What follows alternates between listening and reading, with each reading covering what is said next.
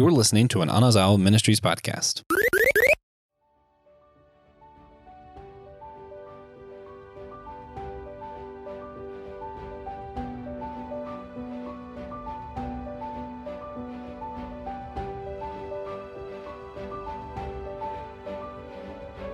Ladies and gentlemen, princesses, heroes, and villains, children and creatures of all ages, welcome to the magical world of Walt Disney's Animation Studios. Guys, I could not possibly be more excited. Today, we are talking about the different eras of Disney, going from the 30s and 40s and Disney's golden age all the way up to the current revival era of Disney animation. This is Systematic Geekology. We are the Priest of the Geeks. I'm one of your co-hosts, Joshua Knoll. Ironically, just last weekend, I went to Walt Disney World and stayed in their Pop Century Resort, which goes through the 1900s of all the different decades of Disney. Kind of got to see some memorabilia and different stuff from that, which maybe will help with today. We'll find out. And I am joined by the one and only Joe Day, co-host of Bloody Walk with Jesus. Joe, thanks for joining me, because I know this is more my territory than yours, I feel like.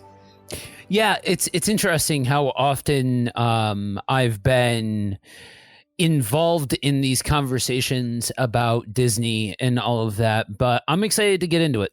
Yeah. So without further ado, today's episode, we are going back through the history of Disney. We're going to talk some about the different themes, philosophies that Disney's had, the messaging, and just some of when the best movies happened kind of stuff. Joe, I know you did a lot of these retro Disneys with different of our other co-hosts. Could you kind of remind our listeners why you started the Disney retro series and what kind of your background with the films are? Yeah, so I got into this rabbit hole of retro Disney stuff with the Treasure Planet, and getting into talking about different bygone movies that either I was seeing for the first time or seeing for the first time as an adult. And it was a look back into some of what has made Disney into this juggernaut that it is. And knowing that so many people on the team are Disnerds, or at least enjoy Disney movies, it was interesting to get the perspective from somebody that has spent a lot of time enjoying and plugged into Disney and can spout off all of these facts and is very long in the tooth, and somebody who, I can appreciate like 90s era Disney and all of that, but I haven't necessarily been the most flattering when it comes to Disney's modern messaging and things like that. And so for me, watching and experiencing the different perspectives on these different eras and how the messaging has changed and how the techniques have changed and all of that kind of stuff is really interesting. Yeah, I have a lot of history with Disney. I grew up in Florida, so naturally we went to Disney World a lot, grew up watching the movies. In my teenage years, it kind of fell off. I kind of saw the strings pulling everything for a little bit, and I was like, oh, there's nothing special. This is how they did that. And then as I got a little bit older, I kind of went back just for nostalgia's sake, and then I started realizing, no, some of how these strings get pulled actually made history. Some of this stuff was never done before. And then it opened up a different type of geeking out about it, where it's not just, oh, I like this because I liked it when I was a kid, and more of a, no, some of this is actually really good and really interesting when you dig a little bit underneath the surface. And I kind of became a huge Disnerd, as they call it. Again, Brandon said it before on one of our other episodes, not the best name for a group of geeks, but it's what we got. I don't know. I find it all really fascinating. And one thing that really threw me off when we started the Disney Retro was you and one of our other co-hosts said it counts as retro if it's like older than 20 years. And my brain just was like, I guess that makes sense. But when I'm thinking retro Disney, I'm immediately thinking it's got to at least before the 80s, right?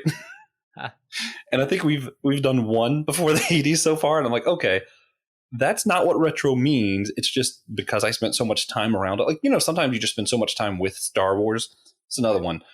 When someone says the original movies, I think the original trilogy. A lot of people who were born around the same time as me think the first six, and I'm like, that's no. Mm-mm. Yeah, no. It's just a different perspective. Right.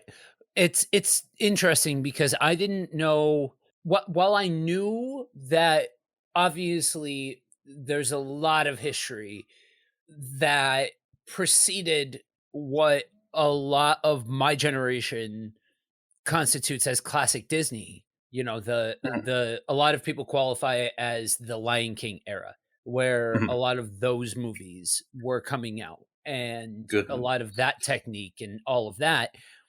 So obviously I knew that there was a lot of huge breadth of history, but I it wasn't until I started really breaking into the history of it all to know why that era of, I think they classify it as from 89 to 99, Mhm. is the Renaissance period for Disney. Yeah. And seeing some of what happened behind the scenes, and then take a look at, if you ever want something interesting, we hit on some of the movies and some of the topics surrounding it, but it's a really fascinating period of cinema history as a whole to take a look at the silver age into the bronze age, that Mm. 1950 really through 1988, that encapsulates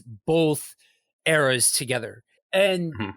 the players that were moving around the chessboard at this period of time are not only responsible for a lot of classics within the House of the Mouse, but Mhm. also went out from the mouse and started making some well-known movies outside of Disney, and some of the pieces of cinema that also bore impact in other parts of the cinema world and things like that. And you realize that some of these people are, and to your point of what you'd said at the beginning, you know, these movements that are being made are affecting cinema as a whole, not Mhm. just Disney's history.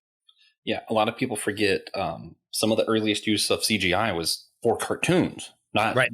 big Avengers movies.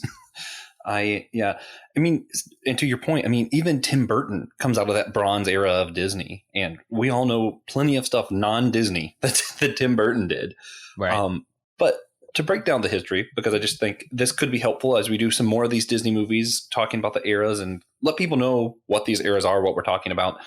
First off, Walt Disney himself, just to give a little background, he started his drawings at 5 years old, started doing animation, started selling his art by the time he was 7, which is insane. At 17, they wouldn't let him into the army, so he went to France, got an ambulance to be near the war, and he put his own art on the ambulance, which just sounds goofy and just not real to me. Then he moved to LA to get his animation business started with his brother Roy. I was going to say we all know Roy, maybe not everybody.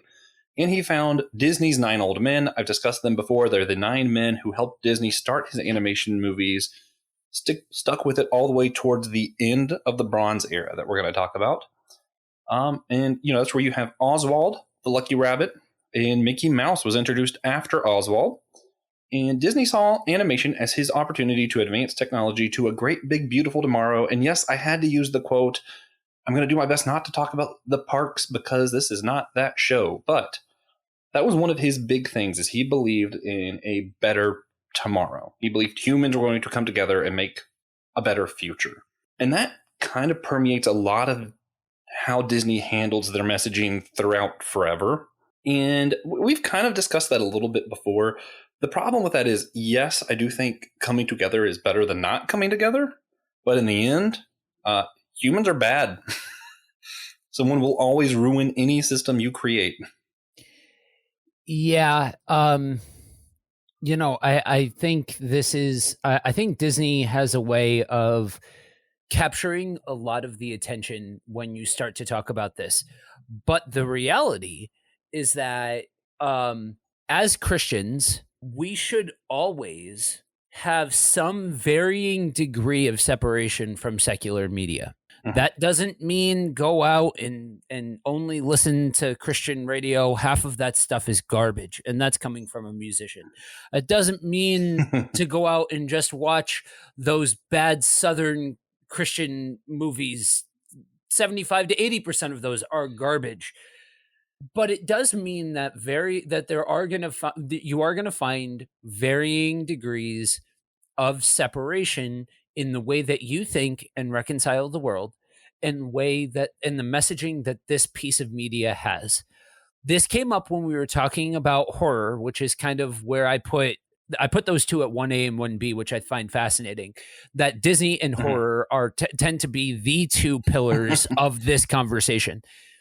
It's on a case by case basis. It's what your spirit can handle. My spirit can't handle some of the messaging behind modern Disney, so I have a tendency to stay away from it.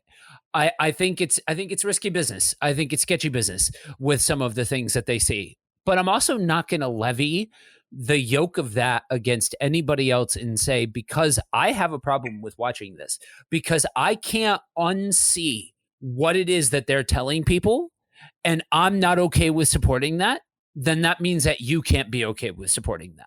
You know what I mean? And that is something that has unfortunately found its way into some of the Marvel movies as well, because you can't Yeah. separate those two anymore, because a lot of that same messaging, and I understand, again, we're not that's its own thing, and it's still not even applicable to really even have that conversation about what those granular details that are deal breakers for me look like, because what they look like for me isn't going to be what they look like for you. Yeah. But you kind of have to understand, though, that all of this is within the parameters and the guidelines of, look, we can't ever expect secular companies to have Christian messaging. You Mhm. know what I mean? And so when reconciling that, yeah, we have to square that circle. That, yeah, this is all secular stuff, but at the end of the day, yeah, it's secular stuff with messaging. And like you said, humans are evil, and I guess in a perfect world, you could be able to tell those kinds of stories that say that you can count on people and that you can believe in yourself and you'll be able to get through. But that's not reality. And yeah, some people argue, then why are you expecting it to be reality? But it's so, for me, it's so not reality and so potentially dangerous that's where I draw a line. Yeah, I don't think there's any Disney that I have a problem watching, but there is at least one message that I have a huge problem that they do with the whole follow your heart stuff. I hate that. Just because the Bible pretty explicitly says the heart is deceitful above all else, and I think it's caused a lot of youth a lot of problems growing up thinking that the answer to life is to find the right significant other and to just follow whatever their heart tells them, and that's just not true. And sometimes people realize that too late because they were fed lies as children. But we will get into more of the problems Disney has going on. I feel like if the stuff that I have a problem watching are probably going to be more in the horror era. I don't mind slashers as much. I don't mind stuff with a little bit of language. Sometimes for me, it's more of the not like semi quasi pornographic stuff that kind of makes it into some of the other films. That's the stuff that usually gets me, which typically aren't in cartoons. So usually I'm in a safe zone here. Right. But who knows? It's a crazy world out there.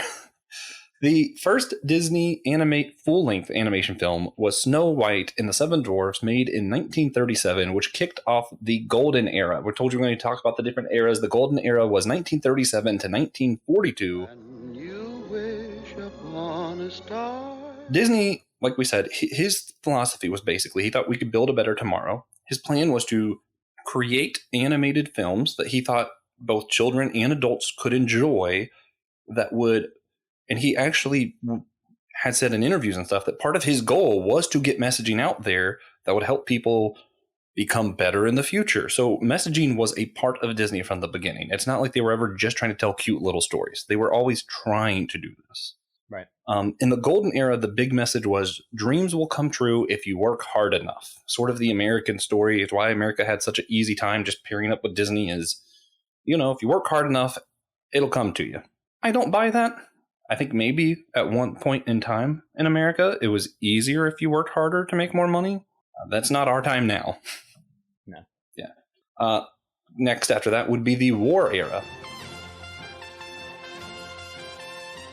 So actually, because Disney was trying to create new technology with his animation, they spent a lot more making films sometimes than they actually earned.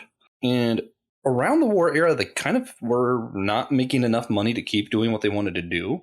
So they basically made a deal with the American government and created cartoons that would help kind of entice people to enlist. There's actually a cartoon of Donald Duck joining the Navy. And it's supposed to be like, yeah, you should join the Navy. Donald did it, which, as a side note, really interestingly, if you follow all the cartoons Donald is in, including DuckTales, he has a really dark story where Donald joins the Navy, gets some kind of PTSD, apparently was divorced at some point, and now he's angry all the time, and we all just laugh at him for being angry, and it's kind of not okay, actually. Right. If you really pay attention to the story, it's really kind of a messed up sideline that's been going on the whole time. A lot of cartoons do stuff like that. Yeah. But during the war era, they kind of didn't really feel like they knew where they were going. So you have some movies like Mr. Toad and The Headless Horseman. You had the Three Caballeros. Those kind of films were during then. Disney was far from the only company that was getting their hands wet in political messaging, I guess, like wartime messaging. We've seen it. We've talked about it. We've joked about it. I think anybody who's a comic book fan knows the cover of Captain America punching Hitler, and there is a likewise version of Superman doing that, and this is where a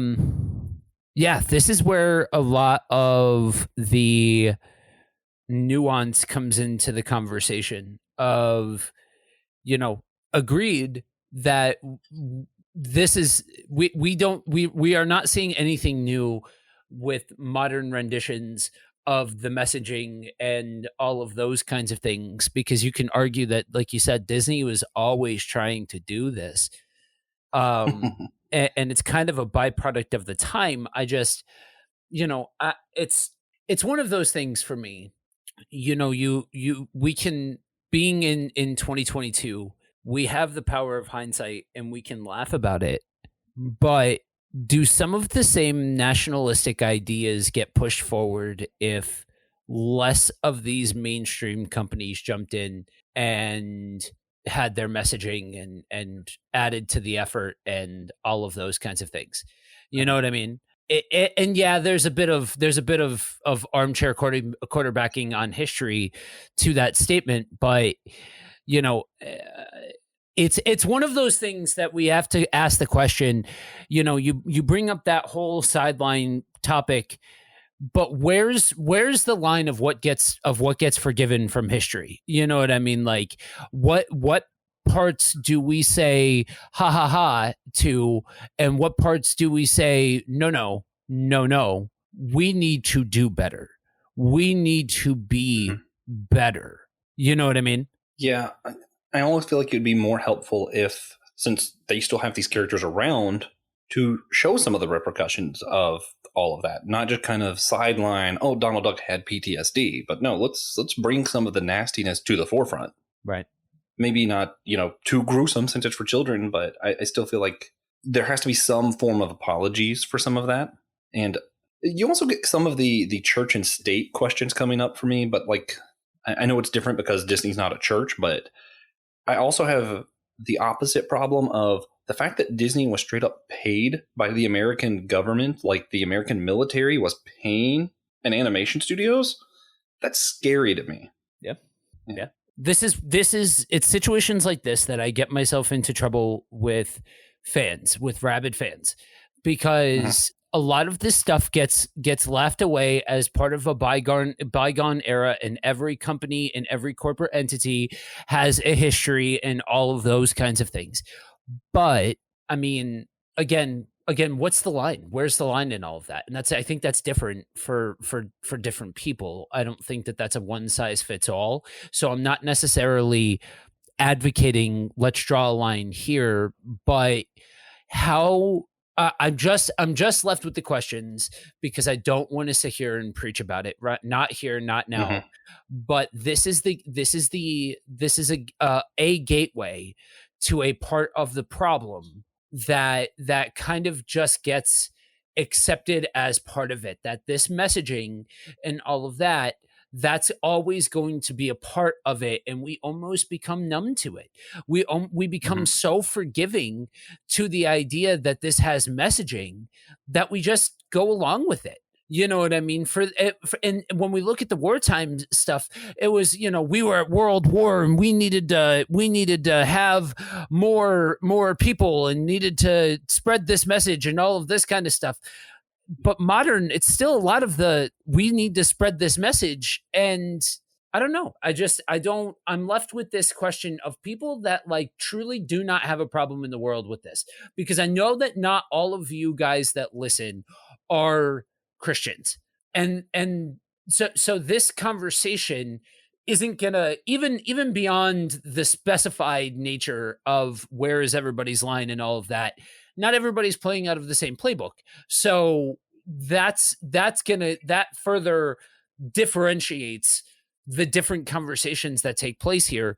But when we look at this, where do we just laugh off history, and where do we finally draw the line in the sand and say that we are not going to keep the door open for these different things? You know what I mean? Just tell stories Mhm. rather than. But I think a lot of, again, even before this, yes, there was messaging, but this is a huge entry point for a lot of what is accepted to enter into the conversation. Yeah.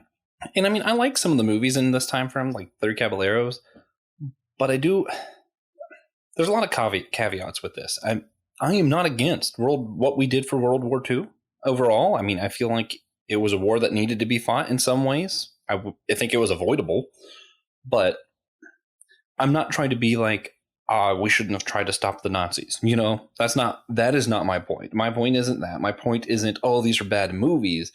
My point is, it gets really scary when you start tying some of these things together and throwing those messages towards children. Yep. And it only develops further as you go along. Whether you want to say for the better or for the worse, it just does grow. It certainly gets more message based, I feel like. And should throw up a lot of red flags. I mean, there are still movies that I really enjoy that I'm like, I don't know about that one, Disney, So I just, Kino said something in one of our earliest episodes about anime, about how he lets his children watch anime. And a lot of people are shocked by that. And he said, no, I think it's important. I watch it with them. And then we discuss this stuff and we talk about the problems and things. And the thing is, the messaging of Disney, whether you like it or not, for any time era, for the most part, is going to be in line with the secular message of the day, because Disney wants to make money. That's their thing. So when you watch these things, if you do, and if you let your children watch them, I think the caveat would be, if you do, make sure you talk about these things and consider what the Christian perspective of that same coin would be. Because they are not showing the Christian perspective, because that's not what makes money. Right. And ultimately, it is a company that wants money. Yeah. So that's the thing, right? Like we can't hide from the world, and I think that's part of the danger that you get into by just shutting all of this stuff out. You know what I mean? I'm not trying to be a hypocrite and say horror movies bad or horror movies good, Disney bad. You know what I mean? But like, yeah, left unchecked and just assuming it's a feel good thing and all of that kind of stuff, that's where it runs into problems. I do think it's healthy to, depending on where your kids are at and all that kind of stuff, but that's easy for me to say, not being a parent. So yeah. My last thing on the war era, I also just noticed when I watched through the movies, thinking about the time that was going on, Disney was really struggling trying to figure out how to address a very dark time in history, because Disney is just not inherently dark. Like their movies just aren't really equipped for that kind of scenario. Right. Which is also why they kind of were struggling to find a direction during that time, which does lead us into the Silver Era. All the bare necessities, the simple bare necessities. All right. Silver Era is 1950 to 1969. I believe it's the longest era of Disney animation history. It includes a lot of classics, a lot of our favorites like Peter Pan, all the way through the last film that Walt Disney himself helped make, which would be The Jungle Book. This is where they're back to trying to tell good stories, not just trying to do propaganda. They're trying to tell good stories again. They're back at trying to create new technology to further animation history. This is when some of the parks are begin to be made, and he's trying to do the movies for the parks and vice versa. It feels like after Jungle Book, Walt Disney passes, obviously. And so during this time when they're trying to create new technology, Disney's goal was kind of, if I create new technology here, it will help make a better tomorrow. So he's back to sort of that kind of messaging, which I feel like we've already kind of hit on that. But I feel like this is the last of that being the main message of Disney before they start trying to go into other messages. To me, even though I disagree with the idea that we can all make a better tomorrow, I feel like it's a much less dangerous message than some of what we're going to see going forward. Yeah, I guess. Hard to say. Yeah, because part of the problem with all of this becomes when you start to have some kind of expectation that there's some grand, like, if I do this, then things will work out well, because as we know, time and chance happen to everybody, and that's one of those things that, like, it's might not be as overtly problematic as some of the other messaging, but it still leaves people in a bad place where you can very easily fall into the trap of having some kind of false expectations that life is going to be some kind of way or something along those lines, which gets into the whole idea of any of this stuff that you're exposing young minds to. Yeah, it has to be accompanied by some kind of parental force that is, watching this with them and got some kind of guidance to all of this. You know what I mean? Yeah, definitely. If you let your kid watch Disney, or anything, actually, I'd say we should be discussing these things and coming up with it. And that's sort of the whole idea of our show, right? Like, we don't pretend like the things we cover are all Christian. No. But you need to discuss what the messages is, where we can agree, where we can't agree. With this, I feel like the expectation that working together is going to create a better tomorrow can be dangerous. The idea that technology advancing can help us have a better society is probably true. I am very pro-technology, but I think that's the extent of it in this particular case. But that being said, I don't necessarily think it's wrong for us to work together. I would even say Christians should work together with non-Christians for certain things. But don't expect that to create a perfect tomorrow. That's just a bad expectation. Yeah. Which leads us to Walt Disney passes at the end of the Silver Age after the Jungle Book, and no one has any idea what to do. No one is willing to let his legacy die, partially because he made a lot of advancements in the world and was a cool guy, that kind of stuff. But a lot of it was, hey, this company's making money. Right. So after he passes, they're not sure what to do. They start losing their direction. You'll see the nine old men of Disney, as they call them, start slowly leaving during this next era. It's called the Bronze Era. When I up, down, touch the ground. Where they just kind of get fed up for one reason or the other and say, yeah, I'm going to go off and do my own thing. Some people call this the Dark Ages of Disney, because a lot of these movies, and this is where you have to I get annoyed because I say, oh, Disney wasn't making as much money here. That's not necessarily true. The reason it's Disney's Dark Ages is because there was other people making as much money as Disney, and Disney doesn't like that. Right. That's it. Like, oh no, other people are making more money than us. You're still a complete juggernaut in the industry. To an extent, I just kind of like, shut up. And some of my favorite movies are actually from the Bronze Era. So you have stuff like Oliver and Company, Fox and the Hound. We talked about The Black Cauldron, The Great Mouse Detective, Robin Hood. A lot of really good movies. Typically, they're kind of seen as more of like the deep cuts. Like only real Disney fans watch these movies because they're just not as popular. They're good though. It's Universal's An American Tale is what started outselling them near the end of this era. That's why they called it the Dark Ages. So The Great Mouse Detective came out, did really great. Universal creates American Tail, does better. And they're like, oh no, someone can't do better than us. Because, they're Disney. And that's just, I don't know. That is one thing that is irritating. It is okay sometimes to make a movie and someone else make a movie that's more popular than yours. That does not devalue your movie. Right.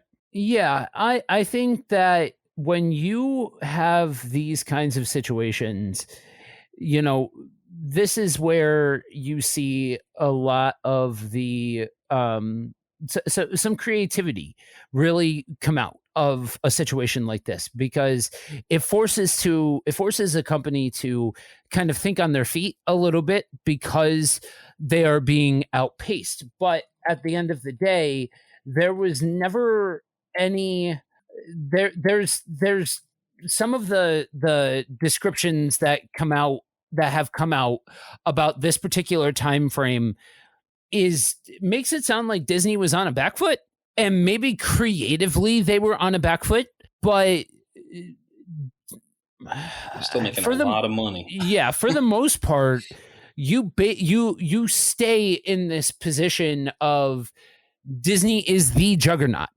in this space. You know what I mean? Like, there have been other companies that have come along and done well, but as far as another company coming through and questioning Disney's spot at the top of the hill, I don't see that. Yeah, I mean, you got to think, we're not talking about the parks here, but Universal definitely placed their parks in Orlando because they can pick up some of the, leftover business Disney's getting, more or less. Yeah. Still made a huge profit, which was great for them, and Disney made more money in the end from it. I mean, that's just, it does not really hurt them for other companies to do well. Right. Which leads us to, you've already talked about this one, the Renaissance period from 1989 to 1999. And I think it was a little bit before this that Michael Eisner became the CEO, and he started kind of finding a direction for the company. And they actually had a pointed message of what they wanted to do with this era. They even declared the end of it when Tarzan releases in 1999. Like, they declared this is the official end of the Renaissance era. Their goal was to introduce different cultures to different, to children, to kind of expose them to the world. Not a bad goal necessarily. I feel like people should be exposed to different cultures and all that. I think it's cool. I question some of how they did it. The fact that they had 2 different movies in Africa without showing a single person that was not white is just striking to me. It's just weird. And because they didn't have a message for it, their message was, here's these other cultures. Most of the films seem to have the same message of follow true love, follow your heart, and that kind of stuff is really heavy in all of these movies. But these are where some of our favorites come from. I know I love Hercules. If you've ever heard me sing Zero to Hero from Hercules, that's probably how you knew I was the biggest Disney fan that you knew, because I get way too into that. I know Joe really likes Aladdin. I think that was your favorite, right? Yeah. It's a good time for movies. So I need to be able to be unbiased with what I'm gonna say, or with what I say about Disney. So let me explain what I mean. I have had tons to say about these different eras and the current era and all of this kind of stuff. And a lot of times, unfortunately, this particular conversation has this way of having a giant blind spot for the 90s, because you have Lion King, because you have Aladdin, because you have all of these movies that are so synonymous with an entire generation. And so some of this stuff gets forgotten. But if you are of a particular vintage, then I want you to look back with me to a yesteryear. It is the 90s. There's all kinds of different, teenage and kid related cartoons and sitcoms and movies and all of this stuff, right? You have all of this stuff going on. And what is a common thread that you can point to with almost every single solitary one of these IPs? You think about the live action ones, you think about the cartoon ones, you think about it doesn't matter, right? Oh, fall in love, life is easy. Wow. Exactly. You have this nigh toxic relationship with the idea of romantic relationships. And yeah, you look at the Christian perspective of purity culture and how much crap that takes, and deservedly so. Seriously, deservedly so. If you let me say it a third time, deservedly so. This is not me now turning around and preaching about how we need to be focused on purity and all of that kind of stuff. But it wasn't like it was, that meme of nobody dot dot dot Christians, you need purity. Like, no, like there was a counterbalance point within popular media that just kind of, like that wartime piece of, oh, it was the wartime, they were justified in doing that, that was a different time, and we laugh it off. We think we have the same kind of way of laughing off this toxic messaging in a lot of these movies. So yeah, you have to accept that this is not this is something that we're going to continue to see in different forms, in different functions, in different ways. Yeah. I cannot tell you the amount of times I've had conversations when I was helping in youth ministries of people who, well, I love them. Why is that a valid reason? They would never say it's because Disney taught them that. Obviously, that's not what's going to be said. And it isn't just that. It was the culture as a whole. But when you get down to it, so many people believe that if I love someone, it's justified. Or my goal in life, to get married and have but why? Why is that your whole goal? Why does that justify everything? And most people don't have an answer for that. It's just something they believe because they were indoctrinated from a young age. Right. That's not squarely on Disney, but they sure didn't help. Right, exactly. And it's not, you're right that this is not like this is a situation that is uniquely a Disney problem. I'm not trying to blame Disney for the issue, because you look at, so for me, I grew up watching Boy Meets World. Boy Meets World was a huge part of my adolescence and all of that kind of stuff. And literally so much of the premise is on this couple of Corey and Topanga. And this was such a central show for people of my generation. And that's just scratching the surface, line one, scene one of something that was a huge issue all through the decade and post 90s. I'm not saying it was just the 90s that did this, but yeah, this is very prevalent for romance culture, and having that be this topic of conversation and this cure all that you just need to find true love and true love's kiss and all of that kind of stuff. Yeah. Not to get ahead of ourselves, but it is actually one of the reasons I did like Frozen was just simply the fact that at the end, the answer wasn't, oh, she found true love. It was her family. And just to have it not be about romance for once, I was just, to me, that was nice, because I just got so tired of it always being romance being the answer. It got really irritating. Right. But not to say that movie wasn't without its problems. That's just one thing that I was like, wow, they didn't just make it, oh, she fell in love. Right. And that's cool. And that's something to consider, that if that's not something that if your spirit is sensitive to the fact that all you're hearing is this one particular message, and you hear this other message that is not as harsh to your spirit at that particular moment, okay. You know what I mean? Like, cool, fine, aces. Like, that's where this conversation has a way of coming off of the rails. And that's why I'm trying to be display this dichotomy of somebody who is a bit more forgiving of what some of the things that make Disney versus somebody that is unafraid to point out what I see, but I'm trying to do so in a way that makes sure that I include that last statement of this is what I see. This is what I am, the messaging that I am sensitive to, and things like that. So that way we get away from this idea of trying to paint all of this in the same brush, paint every single fan in the same brush, and make these giant sweeping statements and things like that.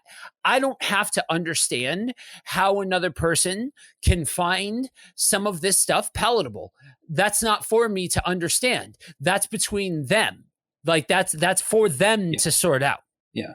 I actually, while we're on the Renaissance, I know one couple who their engagement was a reenactment from a scene of The Little Mermaid, which was, it was cute. It was cool. But I also know someone who really struggled with his call. He's a Christian. He believed he was called to singleness. And every movie he grew up with was about finding the right one. Right. And to him, he can't watch those. They're not palatable to him. Right. And I get that. If you feel convicted that you are supposed to live a life of singleness, watching constant movies that talk about how great it is to be in a relationship probably is no fun. And it's really kind of insensitive if you think about it. Oh, for sure. I would agree. I would agree wholeheartedly. You know what I mean? And I think that ties into a bigger conversation of the amount of weight that we put on people, especially as Christians, to get married and have kids and all of that kind of stuff. Yeah. And yes, that's just coming from a married man to another married man. So yeah, we don't necessarily account for half of that. But as guys without kids in a Christian world, some people look at that like we're not doing our manly duty and all of that kind of stuff. And again, I question if the messaging of secularism is matching the messaging of Christian doctrine. That should be a gigantic red flag. Also, while we're on the subject, if you have any say at all in what your church does for different messaging or whatever, I would really love it if churches could stop every Mother's or Father's Day preaching about how children are like arrows and you're only blessed if you have a ton of children. There are so many people who are just biologically incapable of having children that you just make feel like crap sometimes.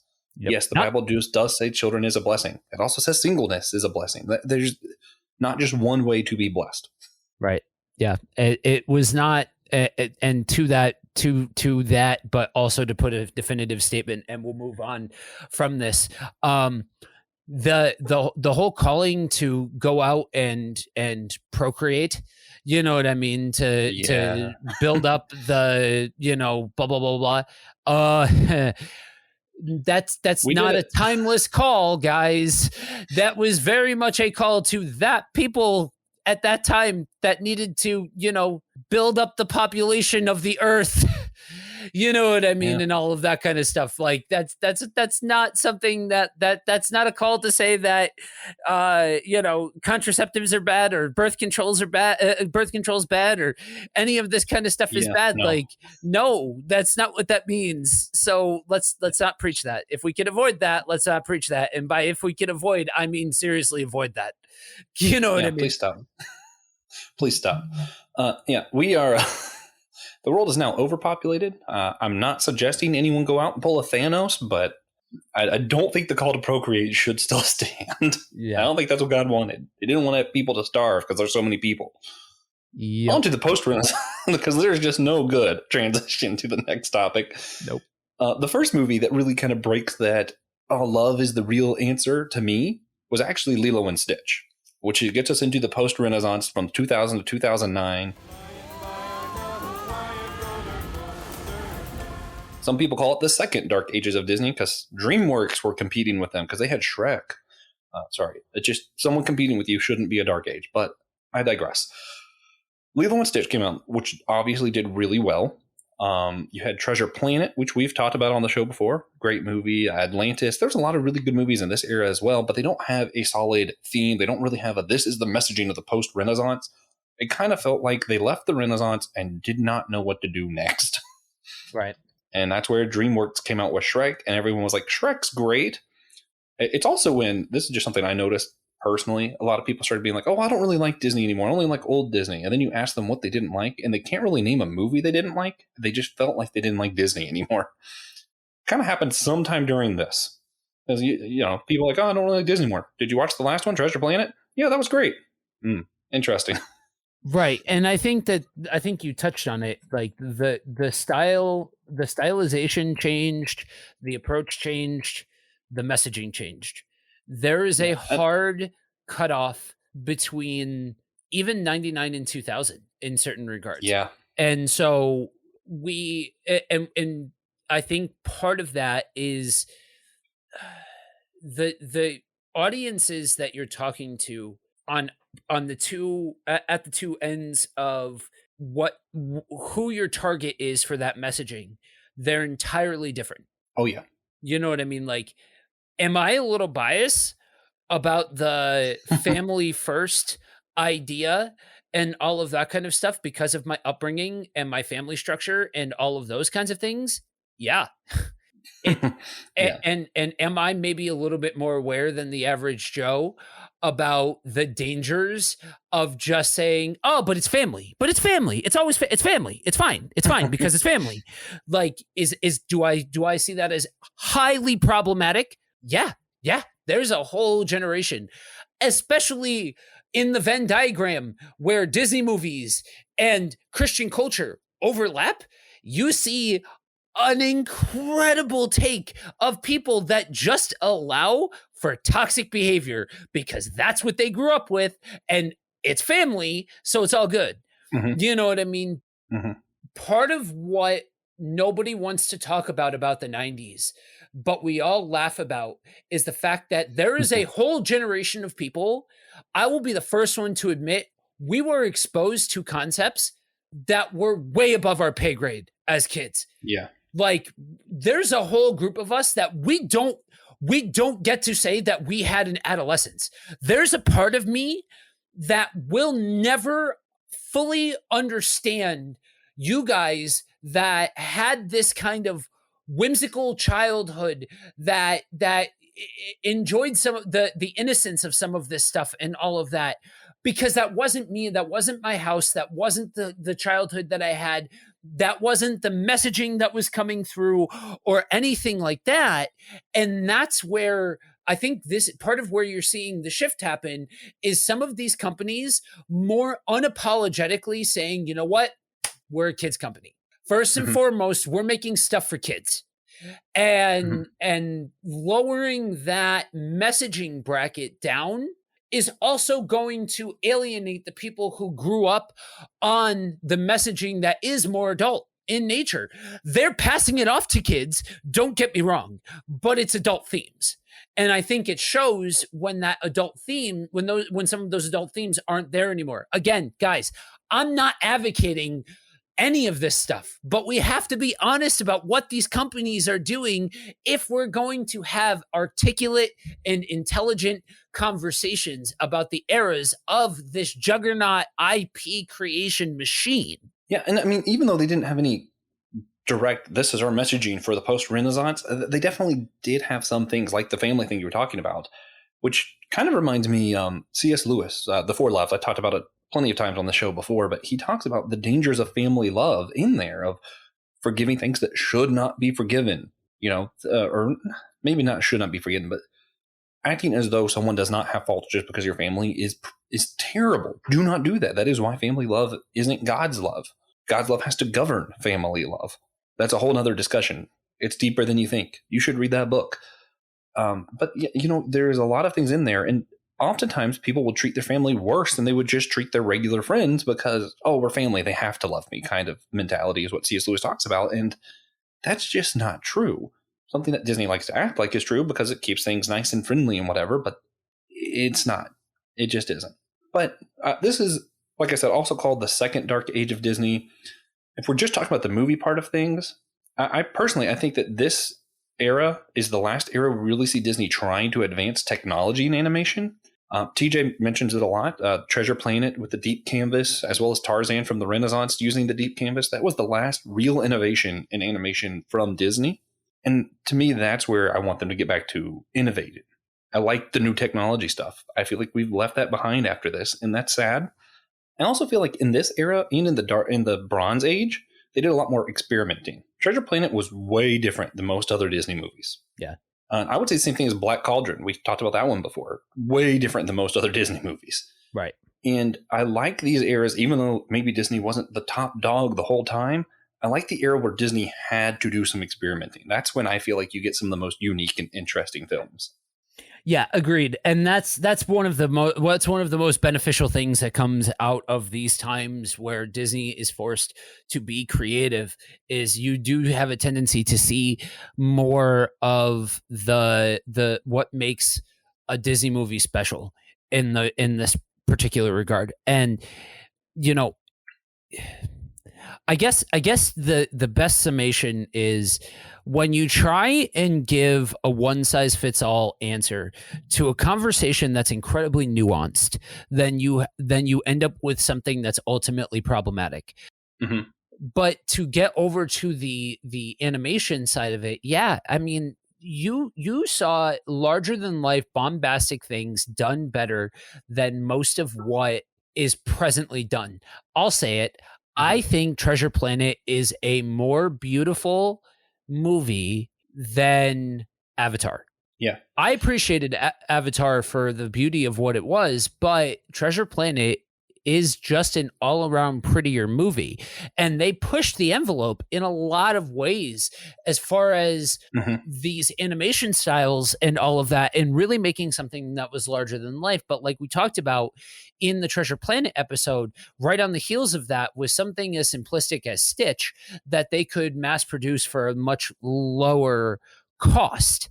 In Yeah. the same way that they did with Mickey Mouse or any of these other, super marketable flat image creations. Yeah, I for my money, even though Treasure Planet probably isn't even in my top 10 Disney movies, I would say it's probably the prettiest Disney movie, and it is just beautiful. Yeah. Just really well made. And you mentioned Moon Knight. So speaking of things that we have a tendency to disagree on personally, we get more into modern Disney. So we're talking about the revival era, which is 2010 to, they say, present. I'm predicting that this movie coming up this year, what's it called? Strange World. I think that's going to end up being, once we look back in history, that's going to end up being a new era again, is what I'm thinking. But we're talking about the revival era. It starts in 2010 with, most people say Tangled. I like to think 2009 with Princess and the Frog is really when it started, because you get these new princesses back. Disney's kind of doing some apologetic work. So Bob Iger comes in a little bit before 2010, and he starts coming up with a new direction for Disney. That's where we get the revival era. That's where you see Tangled, Frozen, all those movies that are animated almost exactly the same. Seriously, have you ever noticed that they all look pretty much exactly the same? Right. Drives me insane. Which is why I think they don't include Princess and the Frog, but because of the messaging and because of what they're doing, I want to include Princess and the Frog. But they're basically doing that apologetic work of, oh, we did romance all the time. Well, here's one where love is the answer. You notice in these movies, I think the only one is Tangled is the only one where romance is, the big deal at the end. But even that isn't the main point of the movie. So you get a lot of, where I like some of these messaging, like Encanto, I really appreciate the idea of the film being more about generational trauma and how that's a real thing. And I'm like, I can feel that. There are still problems in all of these, and that is what Joe's kind of been hinting at this whole time. So I will let Joe take it from there. Yeah. There's two sides to this conversation. We talked about in the Gen X episode, the 80s cartoons episode, Heath and I talked about this independence that was fostered in the 80s. Mhm. There's a difference between something like that fostered independence, that fostered get back up, that sort of thing. And I'm talking about in terms of at its best. At its worst, there's a lot of selfishness that came out of this. There's a lot of self-centeredness, a lot of pull yourself up by your bootstraps, a lot of red, white, and blue nonsense, and all of that kind of stuff that also comes out of this. Hmm. It feels like in certain regards, the way that tried to get replicated was this believe in yourself, the powers within you sort of messaging, right? We went from relationships being a form of validation to family being a form of validation to the self being a form of validation. Now, look, I really do think that a person should be able to be themselves without fear of being persecuted for it. Mhm. And I know what I'm saying when I say that, because again, this world, we're not living in an inherently Christian world. We are Christians within a world. So I can't stand here and say, do I wish that every knee would bow, every tongue would confess, that we didn't have to worry about these things, that we didn't have to worry about sickness or sin or any of these things? Do I wish that that were the case? Yeah. And we look forward to a time where there will not be the pain of sin, there will not be the pain of loss, there will not be the pain of death. But that is not the world that we live in. And so it is my responsibility as a Christian to hope that people can be able to operate without getting persecuted for it, without getting damaged for it, and all of those kinds of things. There are other aspects to that conversation, but that's one of those home base sort of things. If I'm loving on people, then it's my responsibility to be okay with the fact that they can go and be and do and not have to worry about being inherently persecuted for it. Mm-hmm. But when we teach that the power is within you, look to yourself for validation, what comes out of that is this self-centered, narcissistic perspective that says that truth is subjective. I'm not going to turn around and preach, but there are certain things that we flirt with. We flirt with sketchy business when the biggest dog in the yard is preaching that truth is subjective. Mm-hmm. And that your truth does not supersede actual, like, evidential truth. Mm-hmm. I'm not just talking about any of the hot button topics. I'm talking about like standard stuff, like scientifically proven stuff. So I'm not even like, yeah, we can go into any of those hot button topics that hover around this, but I'm not even touching those yet. Like, and I'm not planning on it, but I'm just saying that, like, don't, before the masses come to track me down with what I'm saying, like, I'm not just, yeah, I've got opinions. Yeah, I've got perspectives. Yeah, I've got all of that. That's not the time nor the place. It's talking about this reliance on you to solve your own problems. Here's the thing, and I'll shoot on everybody when I say this, right? Christians and non-Christians. Christians, this looks a little bit more like you are bigger than the giants in your life. If you are so egocentric that you think that you're David in that situation, you have missed the entire point of all of that. You're the guy in the corner cowering. You're not David in that situation. God's not going to come through and slay every single giant that comes through your life. You're not saved from not having troubles and hardships and nonsense and garbage happening to you just because you're a Christian. Just because you believe in yourself and the powers within you and you think that you've got what it takes and all of that kind of stuff doesn't mean that life isn't going to come and knock you right on your giant hind parts. And that's part of the problem, is that kind of thought process teaches people that they are bigger than their problems. And that, Jack, is exactly how you get to a very defeated perspective when you realize there are some things in this life that are not conquerable for the individual. Now, we can pick one of the on-ramps from that conversation is the Christian perspective, but that's not the only on-ramp, because we need to make sure that we are not teaching unrealistic expectations, and that's part of my problem. I'm not saying that people should be, I'm not saying that it's problematic. I think it's beautiful that finally, if we're going to talk about, you mentioned on this during the revival period, during the revival age of Disney. Okay, just track with me here. All right. If you're going to have all of these different stories that claim to be showcasing different perspectives in different cultures and different instances of how life can be manifested, then maybe, just maybe, show and depict something that's actually relevant to that conversation.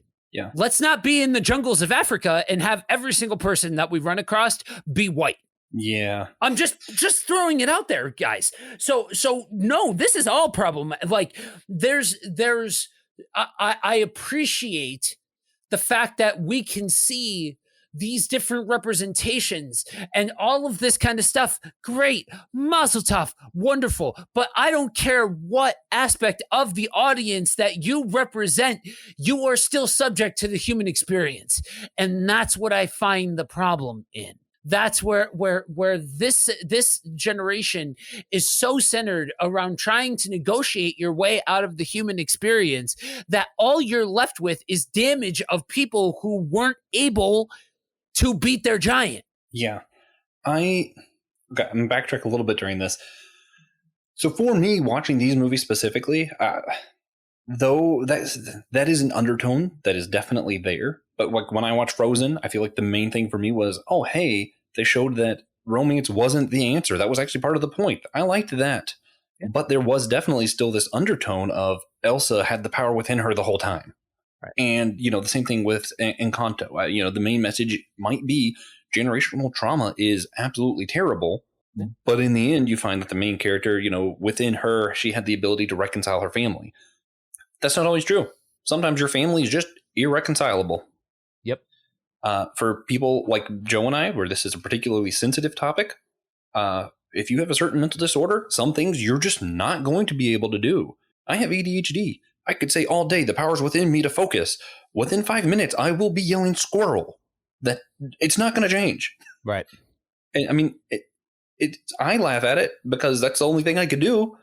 But at the end of the day, that is reality. Right. We have our limitations, and that is what points people to God, is when you realize you're limited, that you can't do this thing on your own. Humans weren't meant for this. Sin has made us all fall short.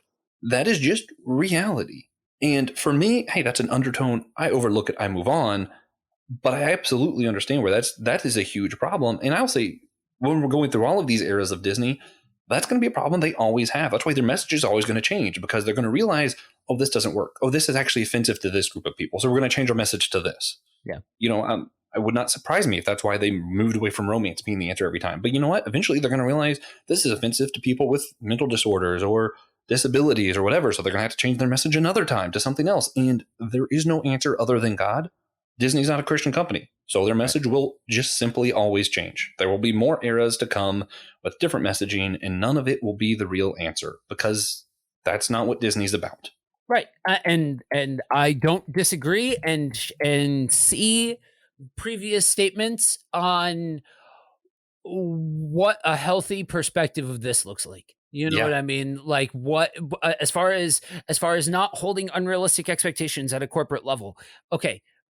So for those of you that don't know, and I feel like whenever you get Josh and I as your hosts, you get something that looks a little bit more like our mothership shows, right? The Whole Church and Buddy Walk, that are more conversationally driven, asking questions, maybe some higher thought, maybe some more relational practicality to the Christian's relationship with God. So for me, a lot of me, when I record, is right at the surface. I am a raging capitalist. I am a business owner. I have owned some form of a business since I was 18. Just generally speaking, and I'm not 18 anymore. So I can measure experience with business ownership now in decades. Yeah. So what is the principal concept behind a for-profit business? Profit. Like, that's what we can. How can we begrudge a for-profit company by making money? They want to make money. And so what are they going to do? Mm-hmm. They're going to move the goalpost to a spot where they can make money. It doesn't matter if, in any of there's so much we look at in bygone eras. Pick your flavor. I don't care. Any one of these these bygone eras that have come before the current era, if there is some movie in there that if you were to point to, you say, oh, that could never be made today, right? When we are in a time where comedians are saying, I can't be a comedian anymore because people don't know how to laugh. There are there's a lot that goes into it, and I'm not going to get into cancel culture, this and that, and what's okay and what's not, and all this kind of stuff. We all have our blind spots. We all have our points. We all have things that we laugh at that we're like, oh, we probably shouldn't laugh at that, but the nostalgia of it all kicks in. I get it. So none of us are free from this. But we will look at the current era and say, ooh, that was problematic. It might not be problematic in 2022. Give it a couple of years and we're going to find things that are problematic. You know what I mean? That goalpost always moves as a society because society's truth is always moving. Yeah. You know what I mean? Ultimately, we know what the gimmick is. What's the missing piece in all of this? Yahweh. You know what I mean? There you go. I answered that question. But we need to be able to articulately and maturely and not toxically. Yeah. And I think it's about to get worse. You know, I mentioned earlier, I think that this Strange New World is going to end up becoming, or Strange World is going to be the next beginning of a new era of Disney. Bob Chapek just took over sort of in 2020. It's been kind of a fade out thing. But we already see where he's pushing the, more secular agenda of things more, and that's moving further away from Christian culture. Christian culture is going hard, right? That's going hard left.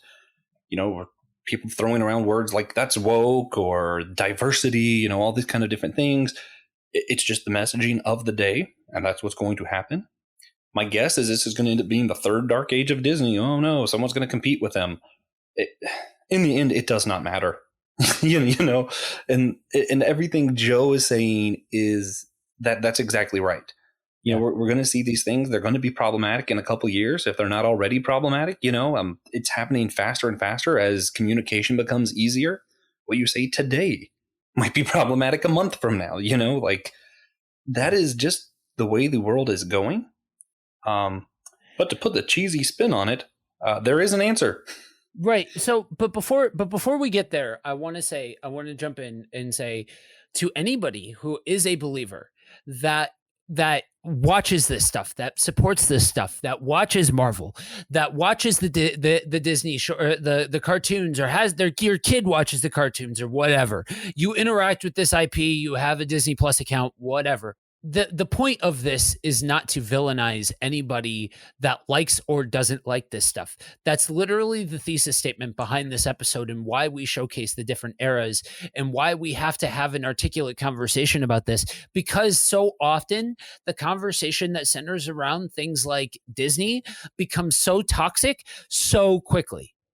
And if we're looking to, balance the sheets, if you will, and you want to know what that missing puzzle piece is, guys, it's God. Okay, I said it. It's cheesy. It is what it is. Yeah. But that's the thing, right? That we have to make sure that we are using as the counterbalance in every single direction, the counterbalance towards the things that we consume, the conversations that we're having, how we view other people, how we react to other people. That's always the counterbalance. It doesn't matter what aspect of this you're talking about, right?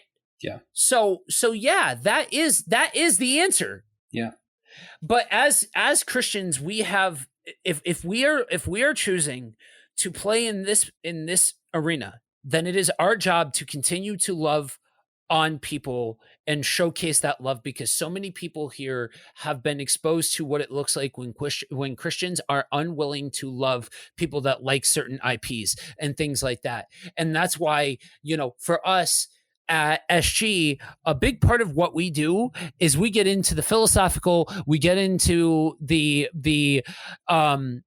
implications of it all in a lot of the conversations. And we tie this into, okay, so we're Christians, right? And how do we deal with this kind of IP, this kind of messaging, this kind of arena? I point to guys like, well, people, because there's quite a few of them over there, but groups like Geek Devotions, shout out to Dali and Celeste over there doing awesome things that are showcasing, literally their thesis statement is to show people that they're loved. That is the thesis statement, that they, when they go into this, they want to show people that they're loved, that they're cared for. And they do that by having conversations with people, by being able to present the Christian perspective and all of that kind of stuff. That is a beautiful thing, because we need a reminder that if we are going to play in secularism, then we need to still be displaying the love of God, regardless of what we do or don't disagree or agree with these different IPs. We cannot villainize at any step of the way because we lose sight of proper perspective and proper kingdom perspective on all of this. Yeah, absolutely. And I, for example, Joe does not love modern Disney. I will absolutely watch any new Disney movie that comes out. I just enjoy it. I enjoy it for critiquing the films and all of it. Even the ones that are bad, I like to sit there and figure out why I think they're bad. Yeah. And, I mentioned earlier C.S. Lewis's Four Loves. And what he does in that book is he goes through all the different human loves, shows why they fail, where they fail. Then at the end, he shows how God's love can perfect all of it. I feel like you could do something similar with a lot of the messaging of Disney, why they fails, why it comes up short, why it's wrong even. But if you look at some of these, the idea of a great, big, beautiful tomorrow. Well, hey, you know what? If you're putting God into the equation, that's a possibility. If you talk about working hard being a true value, that there is a Christian value of work. You go through all of these, even romance. God can bless romance. God can bless a family. God can do all of these things are good if it is governed by the best thing, which is God. And they all have problems and can all fall short and be terrible without God. There's a line in the book of the Four Loves where he says, when it becomes a God, it becomes a demon. And that is true of all of these eras, all of these messages. When it becomes a God, it becomes a demon. I do not have a problem with working hard. That's a good thing. When it becomes a God, it becomes a demon. I don't have a problem with romance. When it becomes a God, it becomes a demon. That is true of all of this. And I think that is my main thing is when you try to come up with secular answers to make a better life, it's just always going to fall short. Or if you take a secular answer and try and Christianize it, it's also going to fall short. There's a difference between finding the biblical truth of it all and recontextualizing a secular answer. You can find reflections of truth in a lot of things if you are willing to look for them, but just because it's a reflection of the truth does not mean that it's actually the truth. And this is coming from the Narnia fan out of the group. Like, I am the Narnia guy out of the group, and I can talk and wax poetically for hours, and I have at this point collectively spoken for hours about the Narniad, and still I come out saying these were works, fictional works made by a man that include reflections and images from a greater truth. Yeah. And so ultimately, again, I go back to you can find, we've gone through, and I've had more to say. I have had more criticisms than Josh has. Josh has been more of the information. I have been more of the spice. It is what it is. But in this case, you can look at all of these different generations and see the problematic nature because, guys, in case you didn't realize this, the world is problematic. It's problematic. And so there's always going to be problematic natures to each one of these areas. So you've heard me say at different points, like what you like and don't be a jerk. Yes. That's what that it extends to this too. That extends to these IPs, these sections of fandom that have a way of garnering way more extreme thought processes and takes on how we should interact with this. So at the end of the day, don't lose the rabbit, friend. If you are a child of God, we have rules and responsibilities that we get the privilege to be able to follow. And these are the things that will not only lift us up, but also lift up those around us. You are freeing yourself from the burden of being a jerk based off of what one person's taste is versus another person's taste. You are freeing yourself of the burden of having to carry around the weight of the heaviness that can track along with treating other people poorly because of what they like. So understand that the beauty comes when we can have these articulate conversations about these different IPs and still go in peace. Would I be a bit more discerning about those kinds of things than my parents were with me? Oh, yeah. Yeah, I would. I absolutely would. But that's part of the process, and that's okay. So I say to everybody, go in peace, like what you like, but to believers, the just a reminder, and I'm not saying anybody that is or is not doing this, but I leave you with this. The reminder that the translator for all of this stuff, the filter for all of this stuff, the thing that all of this gets run through is the truth of God. Yeah. And that has to stay the filter point for everything that we're taking in. Yeah. And this also shows one of those interesting, Joe and I have very different takes on a lot of this. And it's also because we come from very different backgrounds and stuff. I mean, that's part of it. I mean, that's not the only thing. But, you know, when I think of it, I grew up where my parents were very regulative to the point of I wasn't allowed to watch most things that came out, you know. Right. Literally all of my friends would watch a movie and it was iffy on whether or not I was allowed to hang out with them afterwards, kind of deal. And to me, that I grew up that way, and verses where, you know, Galatians 5:1 is my favorite, like my go-to Bible verse of it is for freedom he set us free. And I'm thinking, man, it's so good that I am able to do these things because Christ is in me and I don't have to be threatened by any IP. And that's sort of what's emphasized to me. Not that Joe and I believe differently. I feel like we just had different emphasized stuff that emphasized because my salvation marks were just different. And I'm looking at this and I'm thinking of where Jesus said, it's not what goes into a man that condemns him. Watch what you want to watch. That's not the same thing as what Jesus was talking about food and wine, but I believe watch what you want to watch. What comes out of a man is what condemns him. If watching revival era Disney makes you sound more arrogant and more self-absorbed, stop watching it. You know, cut out that stuff. If you're able to watch it and, you know, Encanto allows you to see family trauma differently and you're able to talk to people better, hey, that's cool. I think just monitor what is affecting you and how it's affecting you. But yeah, like Joe said, watch what you want to watch and go in peace, whether it's Disney or not. If you want to boycott Disney, cool. I do not care at all. I am not attached to the company. It is not my lord in any way. So cool. Right. So that being said, we talked about a lot today. We're going to go through some of these different eras. We're going to watch different movies and review them later on in our series. We're also going to talk about Pixar, the straight to home videos, the direct to Disney Plus videos that came out. I feel like all of those also have different messaging. We'll kind of look at that later in the future of our show. But for now, I feel like this episode was a little bit different. You know, we talked about some of the history of a company. We did a lot more philosophy and stuff than I think we usually do.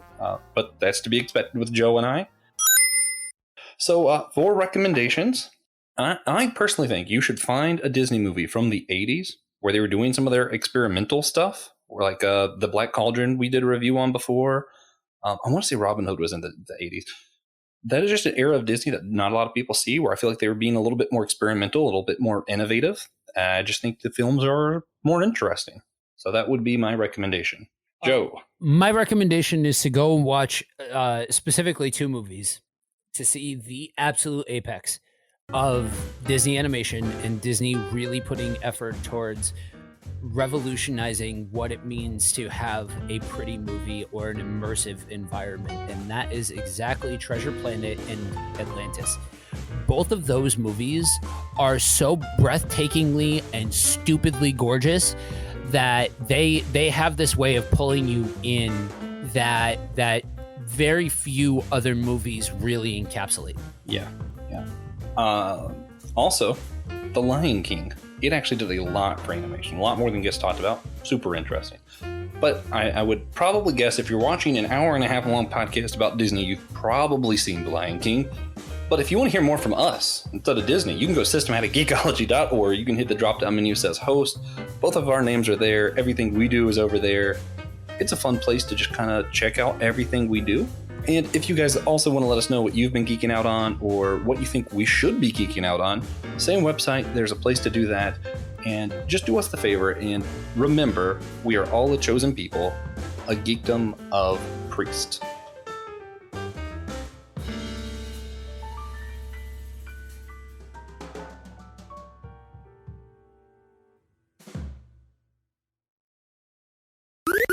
This was an Anazao Ministries podcast. If you enjoyed this show and would like to learn more about our network, be sure to check out the Anazao Ministries Podcast Network.